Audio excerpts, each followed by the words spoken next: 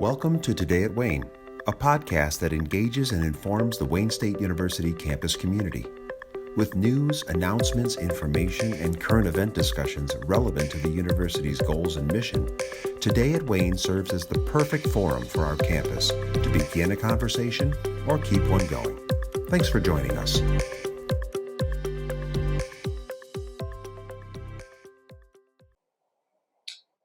Welcome to the Today at Wayne podcast. I'm your host, Daryl Dawsey from the Office of Marketing and Communications. And today we have a very special guest, Kevin Kettles, who is a lecturer in Global Supply Chain Management at the Mike Ilitch School of Business. He's also the host of the annual Healthcare Supply Chain Forum and faculty lead for study abroad in Netherlands, Germany, and Poland.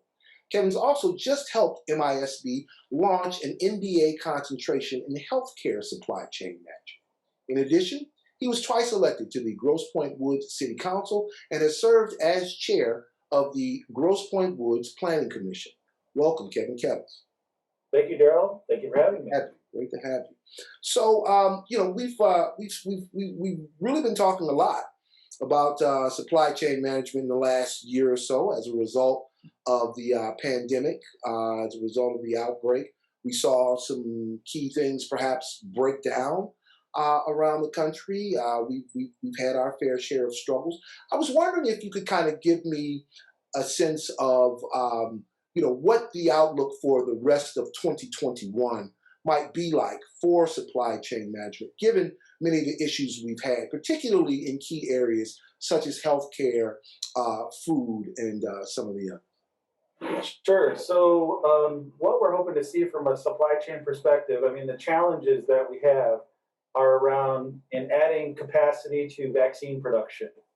And we're starting to see that there's more and more facilities that are coming online and vaccine production is starting to ramp up. And we want to hopefully get quality control issues under control. So, make sure that's added. We've got to work for the vaccine itself and distribution to individuals. We got to work on that, make sure we reach hard to reach populations. That's also important.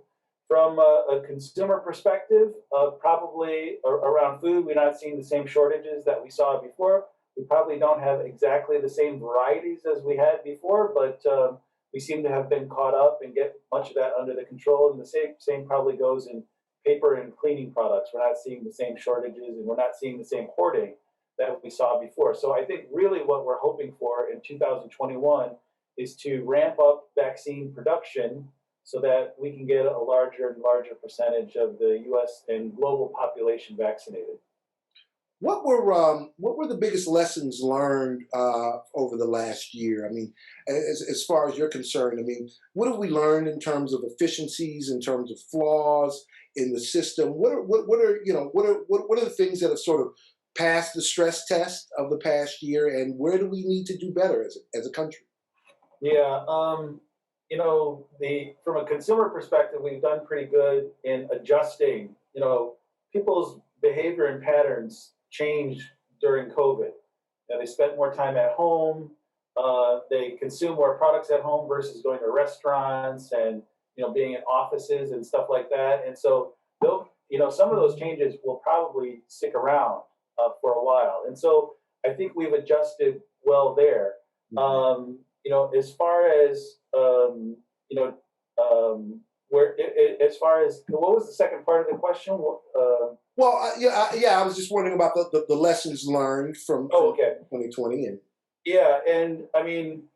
As far as vaccine production goes and how we're distributing, it's hard to look back at another example of exactly how to do this. This is very new and very fresh, and everyone is figuring this out for the first time. And there's other examples of things that happened, but 100 years ago, the Spanish flu, we haven't had this type of situation. And so trying to, for example, build up the capacity to distribute this many vaccines to the number of people that we have in our country and in the world, it's unprecedented, this type of campaign. So we just have to get better at managing those quality control problems and getting the vaccine produced and distributed. Can you tell me a little bit about any role that Wayne State MISB may have had over the course of the last year in providing consultation? Where do we have any heroic moments perhaps that we can talk about in terms of the role that we've played in working with these businesses or working with the supply chain in general? What we did is we launched a concentration in healthcare supply chain management in the MBA program, and we did that this fall. And it was largely done in response to what's happening. So students have a couple classes and new classes that were launched that they can now take and focus on this particular area, because we just really believe that is really, really important. And healthcare supply chain management is one of our areas of focus. It's one of our newer areas of focus. And it was really just brought to light by COVID.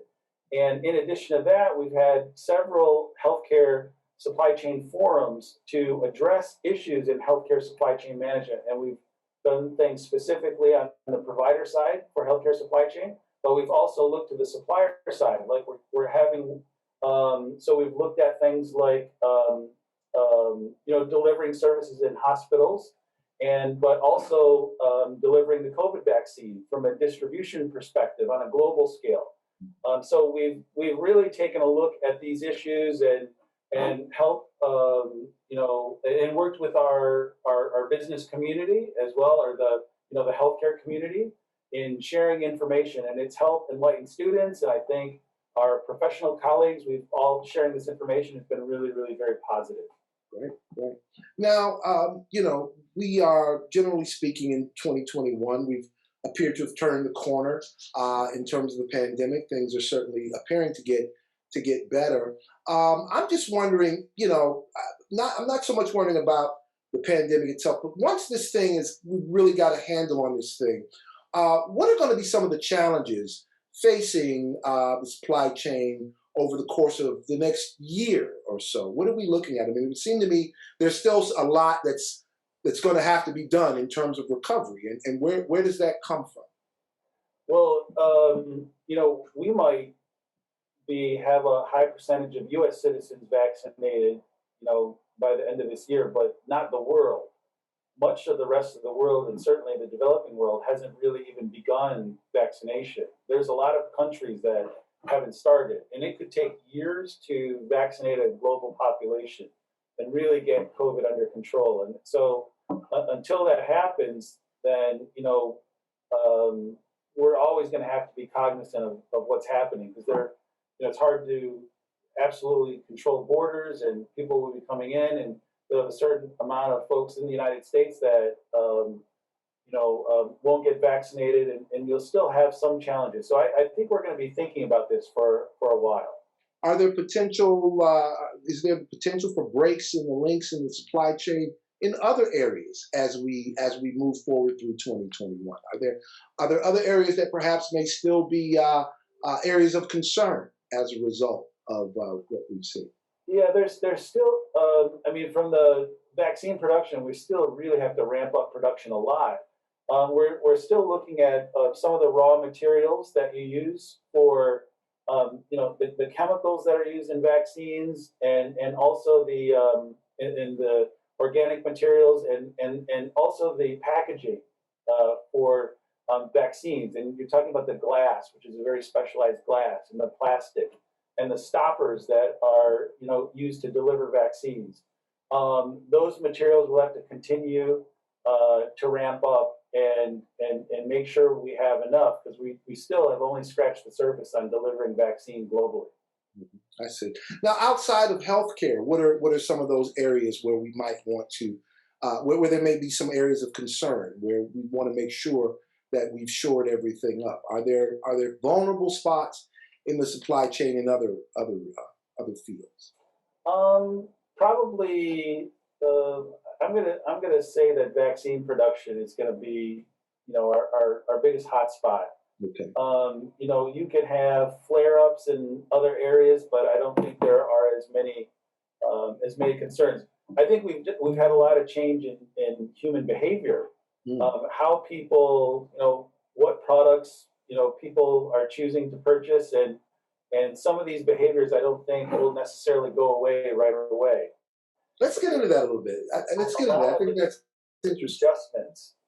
Well, What are some of those areas? Like, what are some of the biggest shifts that we've seen over the past year in this? well, I think work from home, like a lot more people are working from home, and so you're going to see less office space that will be utilized, very likely, and you see home sales are hotter. So office space is down, home sales are up.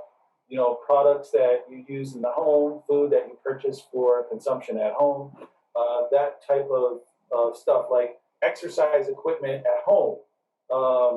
Bicycles have increased in sales because people want to be able to exercise from home. Ski equipment went through the roof this past winter because it was considered a more safe outdoor activity that you could do in the wintertime. So there's certain things that probably will stick around for a long time, and I think we're going to be cognizant of what's going on with COVID for years. We need the pandemic to turn skiing into somebody's idea of a very safe Yeah, that's right. outdoor activity, right? Well, at least safe from COVID. There we go. Far from COVID because you're outside. There we go. I was wondering if you could talk a little bit about what some of the failures have been. I'm just kind of curious. We've heard stories, throughout certainly 2020. We've heard about some of the concerns about perhaps the meat supply, the food supply in the country. Those problems seem to have been resolved. But I'm just kind of curious, where were the areas that we sort of fell down, and what have you learned as a result of failing? That's a really good question, and we talk about this a lot in class. And for example, when we think of the strategic stockpile that's managed by the U.S. government, and it contains things like PPE and equipment and so forth. A lot of that equipment and PPE wasn't really good anymore. It wasn't a fair amount of it wasn't useful. Mm-hmm. And so the question is how prepared are you for a 100-year event?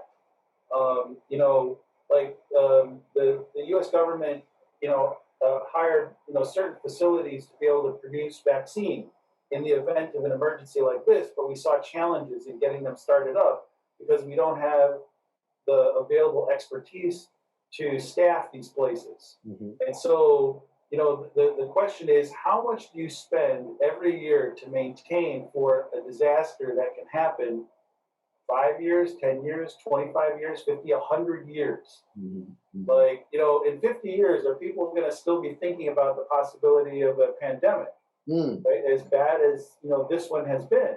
Mm-hmm. And so, the question is how much balance do you need?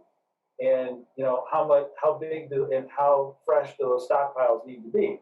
And, certainly we're probably going to be thinking about this, in, the next 5-10 years, because this will be really fresh. But, how much preparation do you have for these types of disasters in the future? I think we're going to be looking back and studying and analyzing and trying to figure out what that balance is. Okay. Now, one of the things I think is interesting is that, I think for most of the country, we weren't really thinking about supply chain management. It's not, the sort of thing that you just, worry about over your cornflakes in the morning most times. But, certainly this is something that we've had to think about much more consciously as a nation. And I'm just wondering, as a professor, as an educator, are you seeing, as a result of this, more students who are coming into business schools who are interested in this, or students who may have gone into business school with another area of interest and who are shifting that interest to supply chain management? What does this mean educationally? That's a good question. With globalization, there's been a lot more focus and emphasis on supply chain management because you have products being built and shipped and all around the world. And it's become more in focus. But with COVID in particular, it's really become a very, very important area of focus, and there's a lot of sensitivity to this. And so I think it's we've been able to share with students and tell them that supply chain management is a very, very strategic, important component of many, many businesses. And this has been very acute during COVID, where it doesn't matter what industry you're in. Mhm. All kinds of stuff has been happening the last few years, in COVID, and with tariff wars and surges in demand for products and the Suez Canal getting blocked, hundreds of ships that are backed up all around the world. These types of things have really brought to the forefront the importance of supply chain management in the world that we live in now, and that expertise and that experience and that ability to be very flexible in how you operate. And so you need those supply chain folks who can figure out, okay, we've got to move in a different direction, and we still have to offer this product or this service to our customers, but we've got to figure out a different way to do it. Okay. So it's really highlighted supply chain management as a discipline.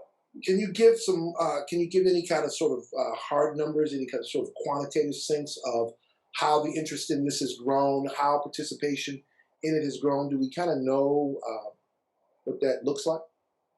Well, over the last several years, we've seen a very large increase in interest in supply chain management as a major in the Mike Ilitch School of Business.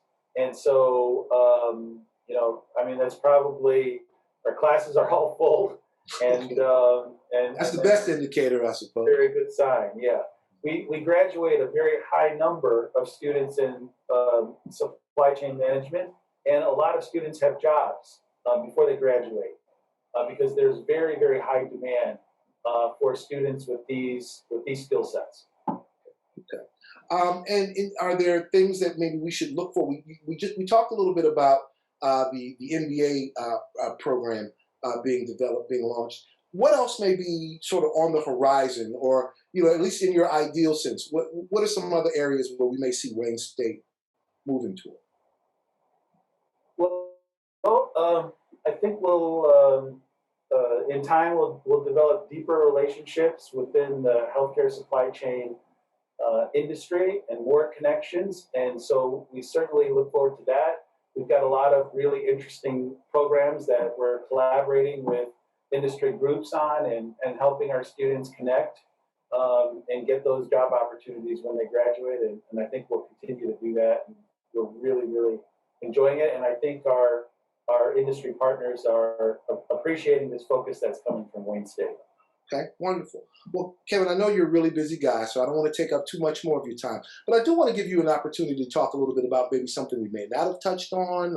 Is there something in particular you want to address, you want to speak to? Is there anything you want to say just in closing? No, I appreciate the time, and if anyone has any questions about the programs or classes we have in healthcare supply chain management, feel free to reach out, and I'll be happy to share. Okay. Thank you for the time, Daryl. I really appreciate it. Okay, Kevin. Well, I really appreciate you taking the time. This is a tough subject, but you make it very interesting, and I'm appreciative of that. So thanks for joining us on the Today at Wayne podcast, and we look forward to talking to you real soon. Thank you. All right. Take care. Take care. Thanks for listening to Today at Wayne. We'd love to hear from you, our campus community, about other podcast ideas and topics.